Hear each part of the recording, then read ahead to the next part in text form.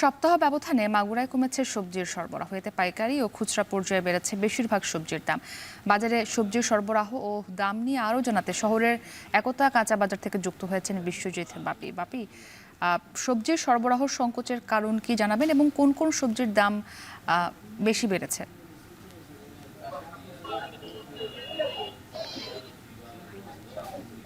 মুক্তি ভোর থেকেই মাগুরার যে সবজি চাষিরা তারা তাদের উৎপাদিত যে সবজি নিয়ে তারা কিন্তু এই মাগুরার সব থেকে বড় যে এই বাজারটিতে কিন্তু আসছে এবং বিক্রি করছে। এখান থেকেই পাইকারি পর্যায়ে যারা আছে ব্যবসায়ীরা তারা কিন্তু এখান থেকে সবজি নিয়ে জেলার যে 4টি উপজেলা সহ বিভিন্ন এলাকায় তারা কিন্তু এই সবজি বিক্রি করবে।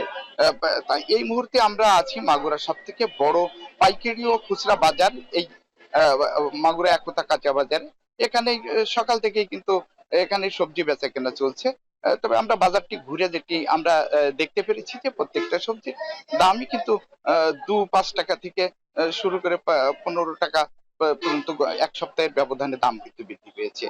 তো এই দাম বৃদ্ধির কারণ হিসেবে যেটা ব্যবসায়ীরা যেটা বলছে যে ঘন ঘন বৃষ্টি এবং একটানা বৃষ্টির ফলে কৃষকের যে উৎপাদিত সবজি এই সবজি ক্ষেত কিছুটা কিন্তু নষ্ট হয়েছে, যার কারণেই কিন্তু এই সবজির দামটা কিন্তু কিছুটা বৃদ্ধি পেয়েছে।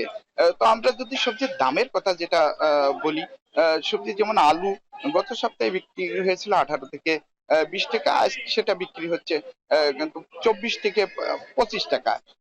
এছাড়া যেমন ঝিঙ্গা চিচিঙ্গা, যেমন বরবটি, কচুরমুখী, প্রত্যেকটা এই সবজিগুলো কিন্তু 30 টাকা 35 টাকা বর্তমান বিক্রি হচ্ছে, যা গত সপ্তাহে বিক্রি হয়েছিল 20 থেকে 25 টাকা দরে। এছাড়া সব থেকে যে বেশি বৃদ্ধি পেয়েছে যেটা সবুজ শাক সবজির দাম।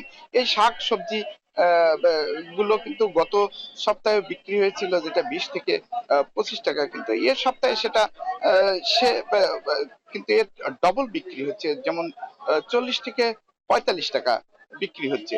তো সবকিছু মিলিয়ে আমরা সবজির বাজারটিতে যেটা দেখতে পেরেছি প্রত্যেকটা সবজি কিন্তু 5 টাকা থেকে 15 টাকা করে দাম বৃদ্ধি পেয়েছে। আমরা ব্যবসায়ীদের সাথে কথা বলেছি, তারা যেটা জানিয়েছে যে কৃষক টানা বৃষ্টিতে সবজির ক্ষেত কিছুটা নষ্ট হয়ে যাওয়ার কারণে তারা হলো এই এই আগামীতে আরো এই দামটা কিন্তু বেশি বাড়তে পারে বলে মনে করছে এখানকার ব্যবসায়ীরা। এ ছিল মাগুরা সবজি বাজার থেকে সর্বশেষ। বিশ্বজিৎ বাপি যুক্ত ছিলেন মাগুরা থেকে।